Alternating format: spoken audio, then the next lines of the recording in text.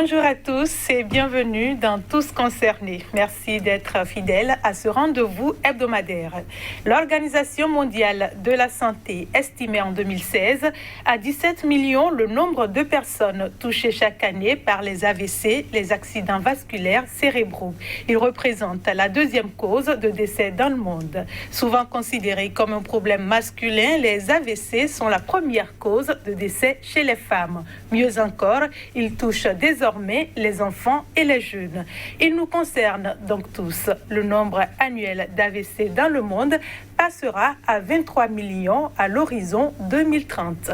Pour les faire reculer, il faut mieux les connaître les signes, avoir les bons réflexes et pouvoir agir très vite. Nous en parlons aujourd'hui avec Dr Octave Ouanou, il est médecin neurologue, et Monsieur Casimir Dossou, il est pasteur, il a fait un AVC il y a un an, le 6 mai 2019 exactement, et a accepté partager son expérience de la maladie avec nous. Merci à tous de votre fidélité, d'avoir accepté d'être sur ce plateau. Merci beaucoup. Docteur Ouanou, merci de votre disponibilité. Merci Madame la journaliste. Je démarre avec vous, docteur Ouanou. Ma première question, c'est de savoir ce que c'est un AVC. Merci Madame la journaliste. L'AVC, A comme accident, V comme vaisseau et C comme cérébral, c'est une maladie neurologique très fréquente qui est due à un problème qui touche les vaisseaux du cerveau. Les vaisseaux du cerveau, on entend parfois parler de deux types d'AVC. Est-ce que c'est exact? Oui, Madame la journaliste, il existe deux types d'AVC. On a un premier type où il y a un vaisseau du cerveau qui est bouché, dont le sang qui veut passer à travers le vaisseau rencontre un obstacle. Dans ce cas, on parle d'accident vasculaire cérébral ou AVC ischémique. Et il y a un deuxième type où le vaisseau se rompt et le contenu du vaisseau, qui est du sang, va se répandre dans le cerveau. Dans ce cas, on parle d'AVC hémorragique. Hémorragique ou ischémique, lequel est le plus fréquent?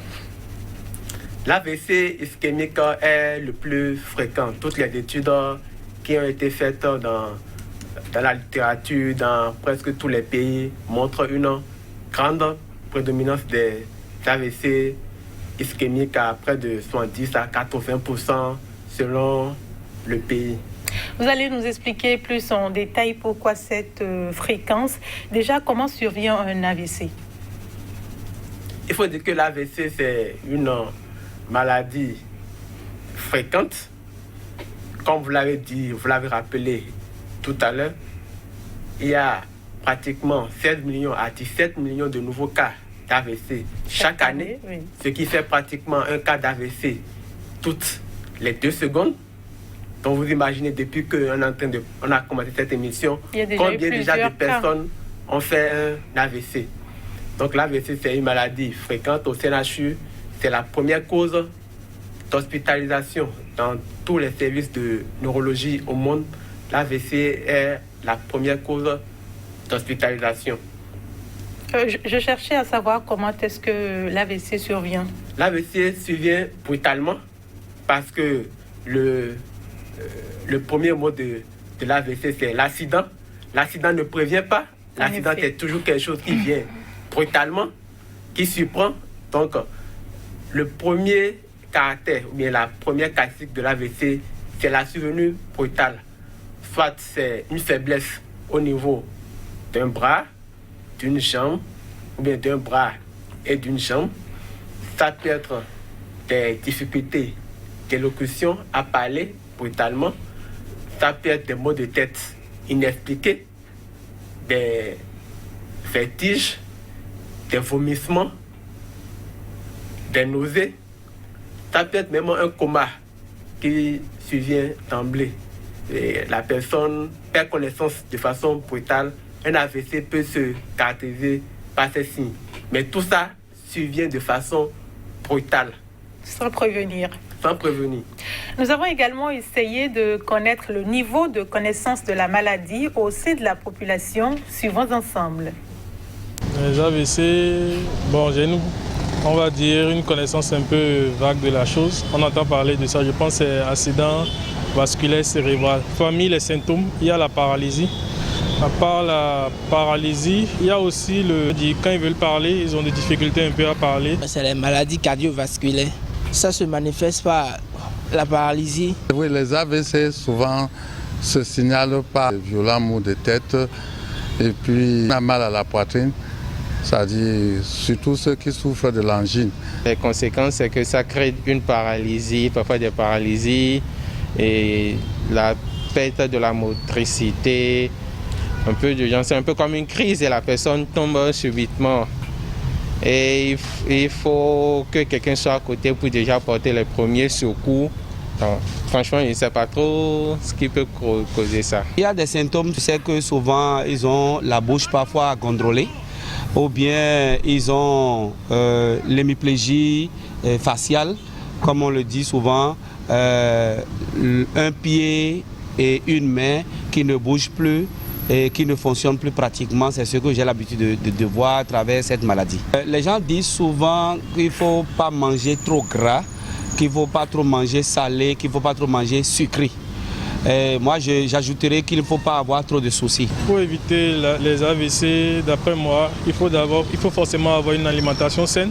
Parce que très souvent, quand on sera à l'hôpital, la première des choses ou bien l'une des choses qu'on nous dit, c'est changer telle chose dans notre alimentation. Donc je pense qu'il faut qu'on ait une alimentation saine. Après ça, il faut aussi qu'on fasse énormément, bien beaucoup de sport. Nous venons de suivre quelques citoyens qui se sont prononcés sur leur connaissance des AVC. Docteur, on a déjà votre première réaction après cet élément. Par rapport aux signes, je pense que la plupart des intervenants connaissent les signes des AVC. On a parlé de la déformation du visage, la paralysie d'un hémicorps, des difficultés à parler, des maux de tête devenus brutales. Parfois aussi, ça peut être des troubles de la vision, une perte de vision de devenus brutales ou bien une perte de connaissance. Je pense que la plupart des signes sont revenus dans l'élément. Oui. Dans l'élément. Et puis aussi, ils ont parlé de la paralysie. Il faut dire que l'AVC est la première cause de handicap moteur de l'adulte dans le monde. Quand une personne adulte a une paralysie, la première cause, c'est l'AVC. C'est après un AVC que ça survient. Tout à fait. Nous allons revenir à vous très bientôt. Déjà, M. Dossou, avant votre AVC, qu'est-ce que vous en saviez? Franchement parlant, je vais prendre la parole en disant un grand merci à mon Dieu. Il m'a soutenu dans cette maladie que je ne souhaite à personne. Avant la maladie, je ne connaissais pas grand-chose, je ne savais rien. C'est arrivé comme un accident, comme l'a dit le docteur. Ça m'est arrivé comme un accident. Je pressentais la douleur, quelques douleurs dans le corps et de la fatigue. Mais je ne savais pas que j'étais en train d'être mise en alerte contre l'AVC. Et dans le temps, j'avais aussi perdu un des plus proches. Et cela me donnait beaucoup de soucis. Vous étiez stressé? Oui, j'étais tellement stressé. Même au volant, j'étais fatigué. Je vous dis, vraiment, le premier jour où j'ai subi 2 fois cette crise, ça m'a appris que la vie a encore beaucoup de choses. Vous nous apprendre, en effet. Racontez-nous un peu plus cette journée du 6 mai 2019. Pour la journée du 6 mai 2019, j'étais à une réunion dans l'église. Comme vous l'aviez dit, je suis pasteur de l'église de Pentecôte au Bénin. J'étais à une réunion. Quand je finissais la réunion avec la congrégation, je commençais à sentir de mal sur le côté droit. De tout le côté droit, la main droite, le pied droit. Et je ne pouvais même plus bouger cette main ni ce pied-là. Je perdais à petits coups l'usage de la parole. Je me suis demandé, mais c'est quoi ça? Et il a fallu que j'attende que toute la congrégation sorte d'abord, avant que j'appelle quelqu'un pour m'aider à sortir et à entrer dans mon véhicule. Donc vous avez conduit pour aller aux soins? J'ai conduit pour aller à cette réunion, mais je ne pouvais plus conduire au retour. Et qui vous a amené aux soins ou comment vous avez fait pour la première prise en charge? Pour m'amener aux soins, c'était pas facile. D'abord, je ne voulais pas aller aux soins. Sinon, je me disais que ça va, que je vais m'en sortir. Et en prenant des calmants, voilà. Je me disais cela, mais il a fallu l'intervention de quelqu'un, dont je vais taire le nom. Et cette dame m'a grondé et j'étais obligé d'aller aux soins, d'aller voir le docteur à une clinique là, et il m'a pris en charge. Donc ça a pris du temps entre le moment où vous avez commencé par sentir les malaises et le moment où vous êtes décidé à aller aux soins? Oui, ça a pris une journée. Toute une journée? Toute une journée.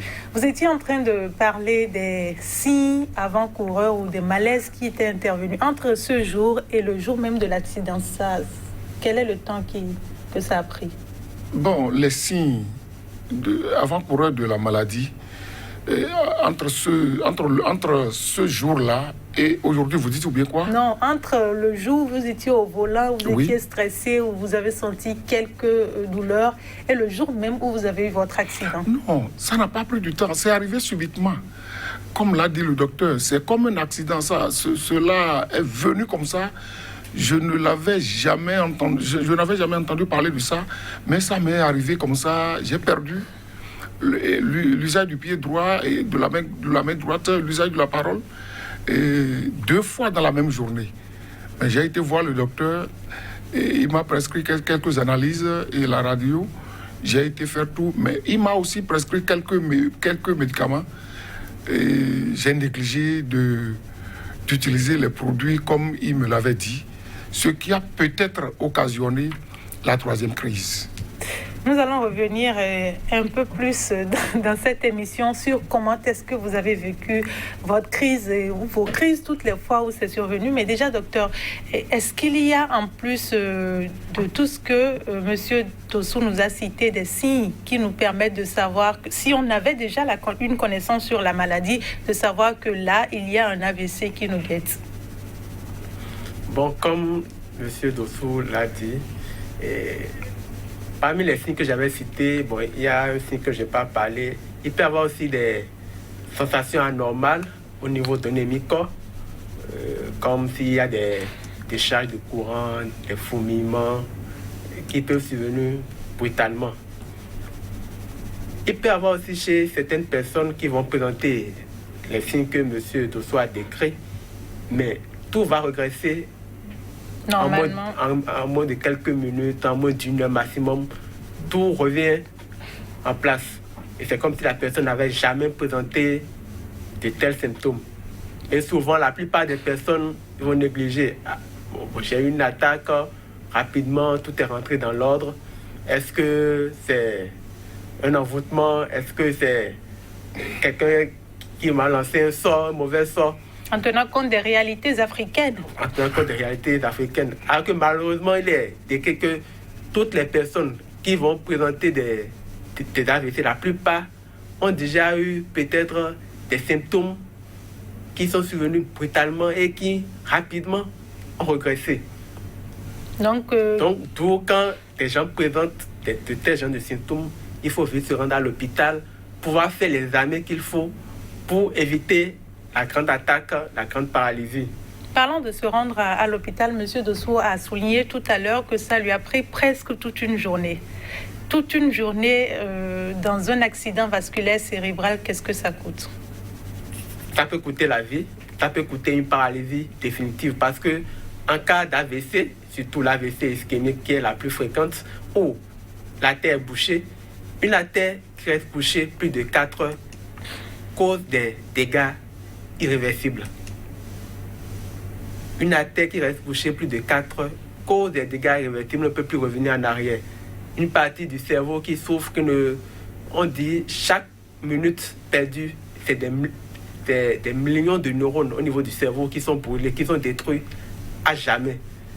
L'AVC, c'est une urgence urgente.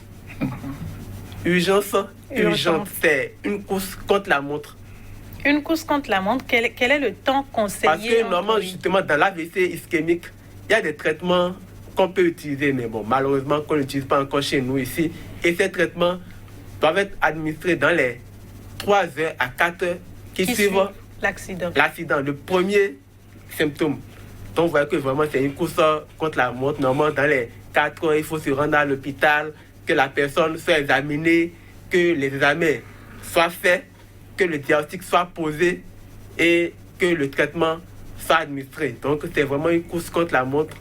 Donc, chaque minute perdue, c'est des dégâts irréversibles qui peuvent être causés, qui peuvent ne jamais être réparés, définitivement. Dans votre pratique quotidienne, quelle est la fréquence de consultation? Est-ce que vous avez l'impression que ceux qui font les AVC viennent un peu plus tôt ou prennent du temps, un peu comme M. Dossou? Oui, malheureusement, la majorité des personnes prennent beaucoup de temps parce que la première cause, c'est l'ignorance. Parfois, les gens ne savent pas qu'ils sont en train de faire un AVC. La deuxième chose, il y a l'argent. Il n'y a pas de sécurité sociale pour prendre en charge. Vous venez à l'hôpital, il faut payer les frais de consultation, il faut payer les frais de examens médicaux, il faut payer les médicaments. Donc tout, c'est l'argent. Voilà que l'AVC, c'est un accident. Ça ne prévient pas, ça vient brutalement. Et on sait comment nous vivons. On vit au jour le jour, donc il n'y a pas de l'argent disponible. Donc c'est en ce moment qu'il faut commencer par courir de gauche à droite pour chercher de l'argent. Je vois. Est-ce qu'il y a des personnes à risque de faire un AVC? Oui, il y a des personnes à risque de faire un AVC. Et les facteurs de risque de l'AVC, d'abord, le premier facteur le plus important, c'est l'hypertension artérielle. L'hypertension artérielle qui est l'élévation des chiffres tensionnels. Et l'hypertension artérielle touche beaucoup de personnes. C'est un problème de santé publique. C'est le premier facteur de risque des AVC. Les AVC, oui. Près de 30%, 25 à 30% des Béninois sont hypertendus. Mais malheureusement, beaucoup s'ignorent. Ceux qui sont hypertendus, qui le savent, certains ne prennent pas assez de dispositions. Ne prennent pas assez de dispositions, soit ne prennent pas correctement leur traitement, soit ils prennent aujourd'hui, à un moment donné, la tension se stabilise, ils croient que c'est fini, ils arrêtent le traitement. Donc, le premier facteur de risque, c'est l'hypertension artérielle. Après l'hypertension artérielle, nous avons le diabète. Le diabète qui est l'augmentation du taux de sucre dans le sang. Voilà aussi, c'est une autre maladie qui est méconnue, qui touche beaucoup de Béninois. De 2008 à 2015, il y a une enquête qui a été réalisée par le Programme national de lutte contre les maladies non transmissibles sur certaines maladies, mais le taux de diabète a pratiquement triplé en 7 ans. Donc, il y a beaucoup de gens aujourd'hui qui sont diabétiques, donc, mais malheureusement aussi... Beaucoup de candidats à un AVC. Qui s'ignorent. Après l'hypertension artérielle, le diabète, nous avons la mauvaise alimentation, je vais dire. Mauvaise alimentation, c'est dans beaucoup de sens. Il y a l'excès de consommation d'huile. Parce que l'huile, surtout la mauvaise huile, va devenir du cholestérol qui va boucher la paroi des vaisseaux et qui est souvent à l'origine de l'AVC ischémique. Nous avons l'excès de consommation du sucre, l'excès de consommation de sel. Le sel augmente la pression artérielle, favorise une hypertension artérielle, nous avons le manque d'activité physique. Le manque d'activité physique. Aujourd'hui, nous ne marchons plus assez. Et tout le monde a un moyen de déplacement, soit une moto, la sédentarité, alors qu'il est recommandé au moins de faire 30 minutes de marche 5 jours sur 7, ou bien il faut faire 150 minutes par semaine. Voilà, mais il faut faire au moins 10 000 pas par jour. Aujourd'hui, il y a même des applications qui existent pour compter le nombre de pas. Je pense que c'est essentiellement les facteurs de risque. Pour en terminer, je vais parler de l'alcoolisme. L'alcoolisme aussi qui est un grand facteur de risque, de même que le tabagisme. Monsieur Dossou, vous avez parlé du stress. En dehors du stress et de tout ce que Dr Ouanou a cité, vous vous retrouvez dans quel facteur de risque? Bon, c'est le stress, je vais dire. Je me suis retrouvé dans le stress parce que dans le temps, j'étais tellement stressé. Et même au volant, je pensais à comment cela pouvait se passer. Bon, je ne me retrouvais pas dedans. Donc c'est le stress qui m'a amené à l'AVC. Docteur Ouanou a été votre médecin, c'est ça? Est-ce que dans le diagnostic, vous avez eu à trouver d'autres facteurs pour M. Dossou? Oui, il y avait l'hypertension artérielle également. Donc vous êtes... Est-ce que vous le saviez avant votre AVC? Je n'étais pas hypertendu. C'est à l'arrivée de l'AVC que j'ai constaté que je suis devenu hypertendu. Ok, allez-y. Oui, je n'étais pas hypertendu. Donc c'est après les analyses qu'on a vu que oui, l'hypertension est dedans aussi. J'ai constaté que c'est le stress qui a amené tout cela, qui a amené l'hypertension. Par contre, docteur Ouanou, vous n'avez pas cité le stress comme facteur de risque. Aujourd'hui, le stress occupe quelle place? Le stress aussi est également un facteur de risque parce que le stress peut entraîner la sécrétion de certaines substances qui peuvent modifier la pression artérielle et contribuer à l'hypertension artérielle.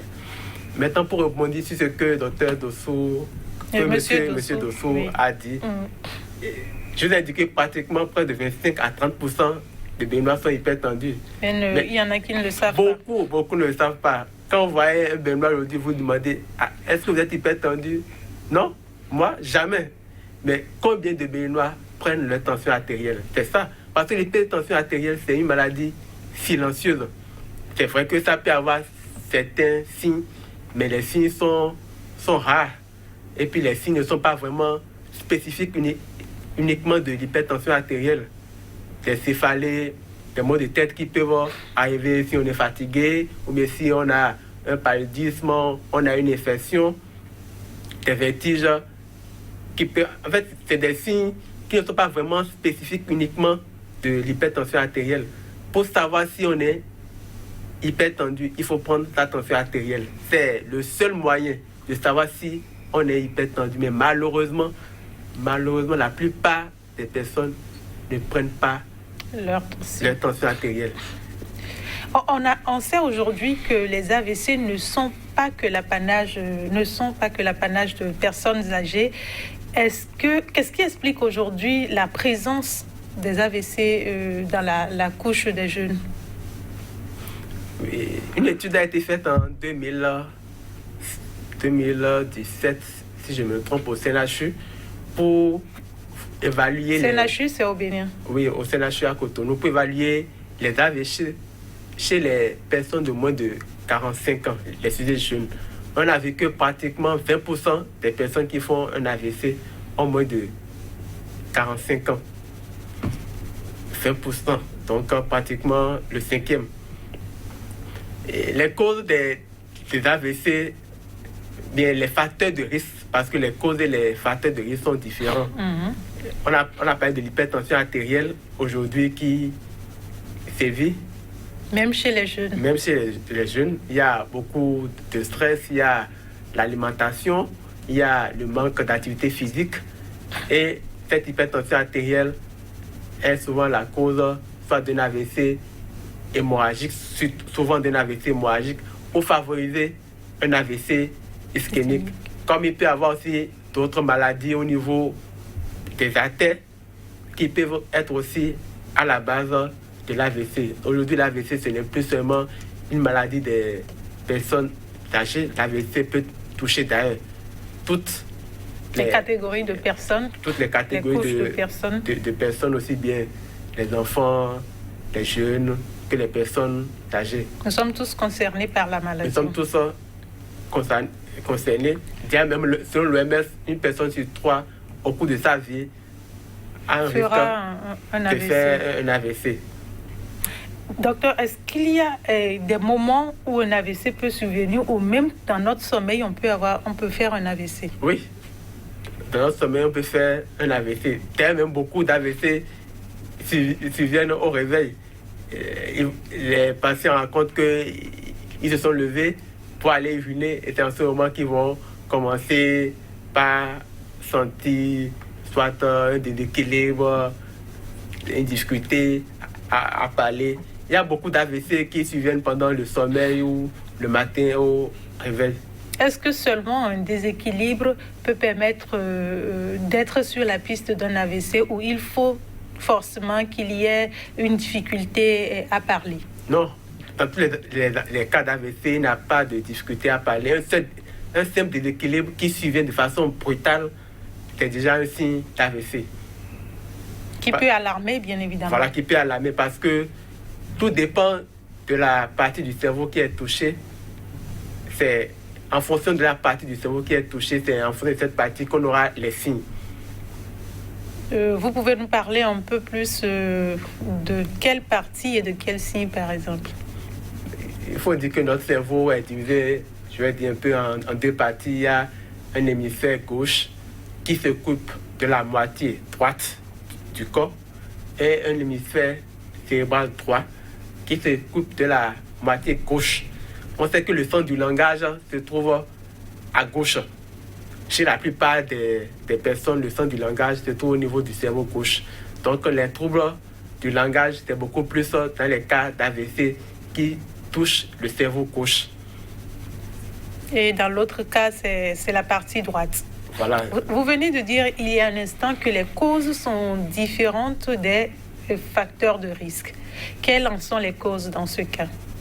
Bon, les causes, c'est en fonction aussi du type d'AVC. Oui. Si on prend l'AVC hémorragique, les causes, c'est l'hypertension artérielle qui va entraîner la formation de néovaisseaux au niveau du cerveau. Et ces vaisseaux, sous l'effet d'une forte pression, peuvent se rompre. Des malformations au niveau des vaisseaux du cerveau également peuvent donner un AVC hémorragique.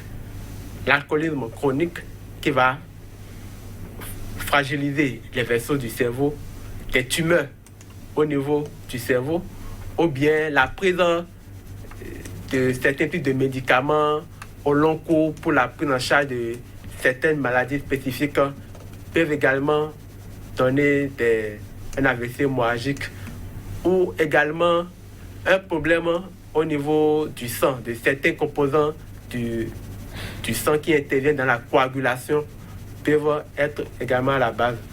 Maintenant, pour les AVC ischémiques, les causes sont très nombreuses.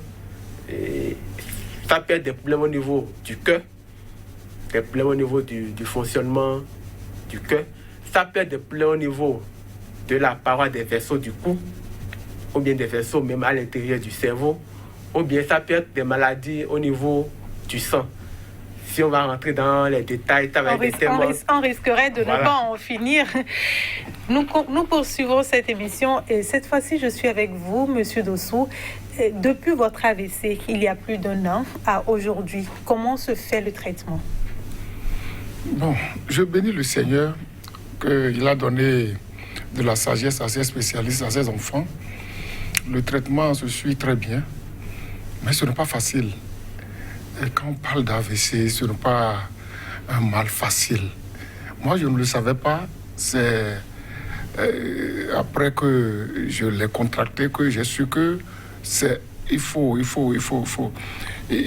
rester en éveil. Le traitement se suit. Ils m'ont prescrit beaucoup de produits. Est-ce que vous avez fait de la kinésithérapie? Oui, c'est ça, de cela je voulais parler, de la kinésithérapie. Et je continue avec les produits.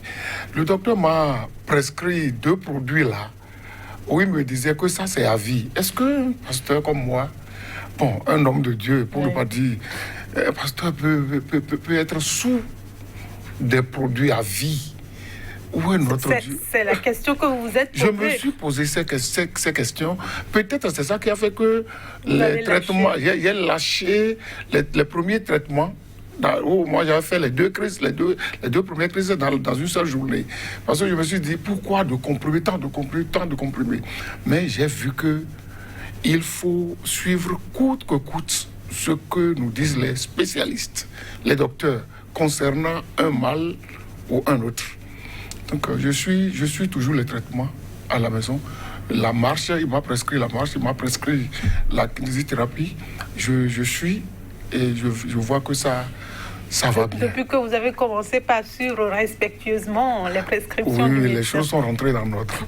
Docteur Ouanou, et quels sont les traitements liés aux maladies vasculaires cérébrales?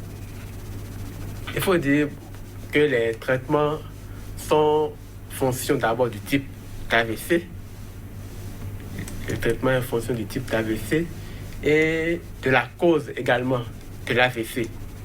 Pour l'AVC ischémique, il y a des traitements qui peuvent être administrés d'urgence pour déboucher la tête. Parce que je vous avais dit que dans l'AVC ischémique, c'est que la tête est bouchée par un caillot de sang. Donc normalement, il existe des traitements qui peuvent être administrés dans les 3h30 à 4h30 maximum pour pouvoir déboucher la tête. Malheureusement, ces traitements ne se font pas encore chez nous, mais bon, on a espoir que dans l'avenir... Mais ça existe dans le monde et c'est ce qui est important. Ces traitements existent. En dehors de ces traitements pour déboucher la tête en urgence, il y a d'autres traitements qui doivent être faits. Mais pour cela, il faut que la personne consulte tôt pour que les traitements soient administrés en fonction du type d'AVC, de la cause qui serait retrouvée. Il y a des médicaments spécifiques que la personne aura à prendre soit pendant un moment ou bien il aura des traitements qu'il doit prendre à vie. Parce que les récidives existent. Quelqu'un qui fait un AVC, il est à risque d'en refaire. L'AVC, c'est une maladie très grave. Qui peut survenir plusieurs fois. Je dis, il n'y a pas d'immunité pour l'AVC. Ce n'est pas parce que j'ai fait un AVC une première fois que, bon, je suis immunisé. Je viens de faire ma part. Il y en a plus. Tant qu'on dit les mêmes causes produisent les mêmes effets. Tant que la cause est là, le risque de faire l'AVC est toujours là. C'est pourquoi il faut toujours prendre les médicaments dès que la cause a été identifiée pour pouvoir éviter que notre AVC ne survienne. À nouveau, parce que quand un autre AVC survient, c'est toujours plus grave que le premier et les dégâts sont parfois irréparables. Parlant de consulter, qui consulter concrètement? Dès que vous présentez un des signes d'AVC, soit une déformation du visage, soit des difficultés à parler, une paralysie d'un bras ou d'une jambe, des troubles de la vision, et des sensations anormales au niveau ennemi corps, tout ça qui survient brutalement, il faut se rendre dans le centre de santé le plus proche, que ce soit un hôpital public, une clinique, pour consulter le médecin le plus proche. En fonction de ses capacités, de ce que le médecin trouvera et de l'endroit où vous êtes, il saura comment vous orienter. Mais il ne faut pas perdre la moindre minute. Chaque minute compte. Vous avez parlé des risques de récidive et il est important de souligner que c'est estimé à 30 30 à 40% et à 43%, pardon, et que ça peut survenir dans les 5 années qui suivent la première crise. Chez vous, donc, Monsieur Dossou, c'est en moins d'une année, vous avez eu une autre crise. Est-ce qu'il y a des crises qui sont aussi rapprochées?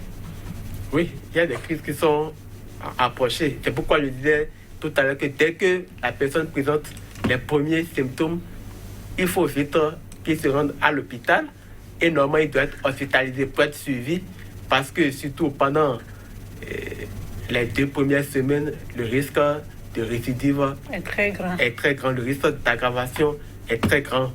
Et c'est le moment où la personne doit être sous surveillance pour que les traitements adaptés soient administrés. Aujourd'hui, Monsieur Dossou, vous connaissez beaucoup de choses sur les AVC pour en avoir été victime. Vous essayez de vous reconstruire. Dites-nous comment ça se passe. Ça se passe bien, par la grâce de Dieu. Et je suis toujours les conseils de mon docteur. Ce qu'il m'a dit, je le fais. Et je n'ai pas cessé de payer les produits. De suivre le traitement. J'ai poursuivre les traitements. Et je ne souhaite pas que cela m'arrive à nouveau et je ne le souhaite à personne parce que c'est un peu dur comme l'a dit le docteur. Il faut passer par la kinésithérapie pour voir et il faut distinguer les graines du riz de celles du haricot, du maïs. Il faut choisir les graines, c'est-à-dire les choses minutieuses. Il faut passer par des choses très difficiles. Je me rappelle bien que le premier jour où je me suis vu un peu guéri, et je me suis dit, je vais manger pas avec la main droite. Ce jour-là, j'ai failli gifler ma fille qui est avec vous toutes ici. Parce que je leur dis d'éteindre la lampe pour que je puisse essayer. Mais ils n'ont pas été. Ils ont été. Je mangeais. C'était comme c'est un enfant d'un an ou bien de 9 mois qui a mangé. Qui essayait de manger. Toute la terre, même à ma poitrine, la nourriture partout. Et elle passait, ne sachant pas que j'étais là. Elle a allumé et j'étais comme un petit enfant. Je l'ai grondé, elle ne va jamais oublier. Pour dire combien c'est difficile c'est très difficile. Je ne souhaiterais plus que vraiment cela arrive, comme l'a dit le docteur. Vous avez eu l'accompagnement des vôtres, la famille, les parents? Je ne finirai jamais sans dire un grand merci à mon épouse. D'abord, je dis merci à Dieu, à mon épouse et à mes enfants. Ils ne voudraient pas perdre leur papa. Ils ont tout fait. Ils ont été à mes côtés à tout moment. Et je ne passe pas à votre micro pour dire un grand merci au père de mon église, au père de l'église de Pentecôte au Bénin. Ils ne m'ont pas abandonné, même les bonnes volontés. Je leur dis merci parce que tous, ils m'ont encadré. Ils vous ont soutenu et ça a permis de remonter la pente. Oui. Docteur Wanou, quelles sont les conséquences qui peuvent découler de la survenue de nouveau AVC? Merci, madame la journaliste. Même un seul AVC peut avoir des conséquences. La récidive, c'est déjà une conséquence d'un premier AVC. Il faut dire que les conséquences sont nombreuses. Elles peuvent être très graves. L'une des conséquences graves, c'est la paralysie. Je l'ai dit tout à l'heure que l'AVC est la première cause d'handicap acquis de l'adulte. Vous imaginez une personne de 30 ans, 40 ans, qui fait un AVC, qui est paralysé, qui ne peut plus travailler, mais il devient une charge pour sa famille, pour la société. Et il peut être déprimé parce qu'il se dit, mais pourquoi je vis toujours, je suis là, je ne sers à rien pour aller faire mes besoins. Il faut que j'appelle quelqu'un. Donc, l'AVC peut donner une dépression. Dépression et AVC, c'est très fréquent. L'AVC peut donner des crises épileptiques. Donc l'épilepsie, c'est ce qu'on appelle en fond Atingbe. Parce que il y a une partie du cerveau, surtout quand c'est l'AVC qui touche et la partie superficielle du cerveau qu'on appelle le cortex. L'AVC peut donner des troubles de la vision. Des gens peuvent devenir aveugles parce que l'AVC a touché la région du cerveau qui s'occupe de la vision. Ça peut donner également des troubles du langage. Il y a des gens, certaines personnes qui ne parleront plus jamais après avoir fait un AVC. Est-ce qu'un AVC peut engendrer des troubles de comportement, comme l'agressivité par exemple? Oui, l'AVC peut engendrer également des troubles de comportement parce que le comportement est géré par une partie du cerveau. Et si l'AVC touche cette partie, ça peut donner des troubles de comportement comme l'agressivité, comme aussi des troubles intérieurs, la personne qui urine sans savoir, la personne qui fait les selles sans contrôler. Ça peut être la cause d'un AVC. L'AVC peut donner également le décès. Ça, c'est très fréquent. 30% des personnes qui font un AVC vont décéder en un mois. Dans le premier mois, 30% des personnes qui font un AVC vont décéder. Et en un an, pratiquement 60% des personnes qui ont fait un AVC vont décéder. Vous voyez que la mortalité, elle est très très grande et très forte. Très grande, très forte. Donc l'AVC, c'est une maladie grave. C'est pourquoi je disais tout à l'heure que c'était une urgente. Ouais. Chaque minute compte. Parlant de reconstruction, docteur, est-ce que les patients arrivent véritablement à se reconstruire et quel est le processus que vous leur conseillez? D'abord, tout dépend du type d'AVC. On en revient toujours. Oui, la reconstruction et la guérison, ça dépend d'abord du type d'AVC. Ça dépend de l'étendue des lésions. Ça dépend de la zone du cerveau qui a été touchée. Parce que toutes les zones du cerveau n'ont pas la même importance. Quelqu'un peut faire un AVC étendu, mais parce que ça touche une partie du cerveau qui a des fonctions peut-être moins importantes que d'autres, qui vont faire juste un petit AVC qui va toucher un endroit sensible et puis la personne va décéder en même temps. Donc la reconstruction, la guérison, tout dépend du type d'AVC, de l'étendue des lésions, de l'âge de la personne.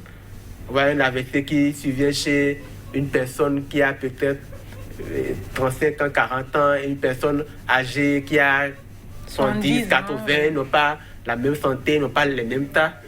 Et aussi, ça dépend de quel délai la personne s'est rendue à l'hôpital. Plus vite les soins commencent, plus vite la récupération également aura lieu.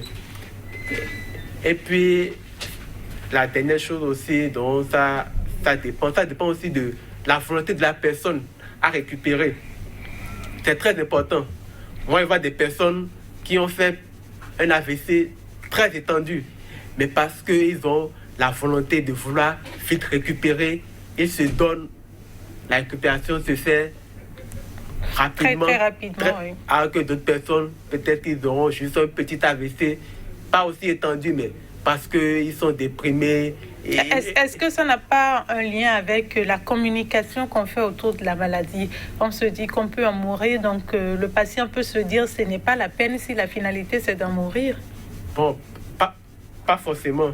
Pas forcément. Tout dépend des problèmes déjà que la personne a, les difficultés financières, parce que l'AVC c'est une maladie qui coûte cher, ça il faut le dire, qui coûte cher parce que déjà pour poser le diagnostic de l'AVC, il faut faire un scanner cérébral, minimum 60 000, et la personne va être hospitalisée, il faut faire beaucoup d'examens de sang, il faut prendre des médicaments, parfois à vie des médicaments qui coûtent cher, et puis il faut faire la rééducation. Il faut faire plusieurs facteurs, plusieurs personnes qui interviennent sur la chaîne. Voilà, plusieurs personnes qui interviennent. C'est pourquoi l'AVC, la prise en charge de l'AVC, ce n'est pas seulement le neurologue, c'est une prise en charge multidisciplinaire. Parce que si tu as un AVC ischémique, il faut également faire des examens de cœur. Il faut rechercher la cause, il faut faire des échographies cardiaques, il faut faire beaucoup de choses. Donc c'est une pathologie qui demande quand même un certain moyen financier. Est-ce qu'un antécédent familial peut être un facteur? Un antécédent familial. Oui. Est-ce que si un parent avait déjà eu un AVC, il y a des risques dans la famille, quelqu'un en face? Oui, il y a des risques. Parce que si quelqu'un a fait un AVC dans la famille, forcément qu'il avait déjà un autre facteur de risque, soit l'hypertension artérielle, soit le diabète. Alors qu'on sait que si vous avez un parent qui est hypertendu ou diabétique, vous avez 1,7% de chance de l'être également. Si vous avez encore les deux parents, c'est pratiquement 3% de chance. Donc, un antécédent familial d'AVC, oui, c'est un facteur de risque non modifiable. Parce que les facteurs de risque peuvent être classés en deux catégories. Soit les facteurs qu'on peut modifier. Donc, je suis hypertendu, je mange trop salé, trop sucré, ça, je peux modifier. Et les facteurs que je ne peux pas modifier. Je suis âgé, donc il y a déjà une rigidité au niveau de mes artères. J'ai un antécédent familial d'hypertension, d'AVC, ça, c'est des facteurs que je ne peux pas modifier. Je le disais dans mon introduction, les AVC, aujourd'hui, on estime que c'est le premier facteur de décès chez les femmes. Pourquoi ce diagnostic-là? Bon, c'est pas seulement chez les femmes, mais c'est pas seulement chez les femmes, aussi bien chez les femmes que chez l'homme. Les AVC, c'est la deuxième cause de mortalité dans le monde. Oui, mais quand on prend dans tous ceux qui en meurent, on estime que les femmes sont les plus touchées. Pas forcément uniquement les femmes. Et ça dépend aussi des tranches d'âge. Parce qu'avant la ménopause, on se dit qu'il y a des hormones qui sont protectrices pour la femme. Après la ménopause, il n'y a plus les hormones. Les femmes sont plus à risque. Ça dépend vraiment des tranches d'âge, de là où l'étude a été faite. Sur les AVC touchent autant les femmes que les hommes. Est-ce que les hommes, parlant d'hormones, est-ce que les contraceptifs ont un rôle dans la survenue d'un AVC? Oui, les contraceptifs sont considérés aussi comme les facteurs de risque. Oui, autant que l'hypertension, le diabète, l'alcoolisme, la contraception, surtout orale, œsoprogestative, est un facteur de risque également. Est-ce qu'aujourd'hui, un AVC est une maladie qu'on cache? Non, un AVC, ce n'est pas une maladie qu'on cache, puisque parfois les séquelles sont là. Vous n'avez pas à cacher quand on voit le visage qui est déformé, un bras qui est paralysé, votre démarche, on sait déjà que... Pour ceux qui ont des informations sur la maladie, bien évidemment. Des informations, on sait que telle personne a fait un AVC. Comme il y a d'autres personnes, comme M. Dosso, qui récupèrent bien, et puis on est content d'avoir quand même fait un bon travail. De ces patients-là qui récupèrent. C'est vrai qu'ils ne sont pas nombreux. Ils ne sont pas nombreux. Un tiers des personnes qui ont fait un AVC vont décéder. Un tiers vont garder des séquelles définitives. Et puis on aura un tiers qui va récupérer totalement, même partiellement. Totalement, c'est-à-dire ne plus avoir du tout de séquelles. Voilà, ne plus du tout avoir de séquelles. Mais ils doivent continuer à prendre les médicaments pour prévenir notre AVC. Monsieur Dosso, est-ce que vous avez l'impression de ne pas avoir du tout de séquelles aujourd'hui? Oui, je me sens être guéri. Vous sentez? Je me sens. Et ma prière est que je vais guérir totalement. Amen. Sinon, je vais rebondir un peu sur ce que le docteur a dit en disant la volonté de guérir.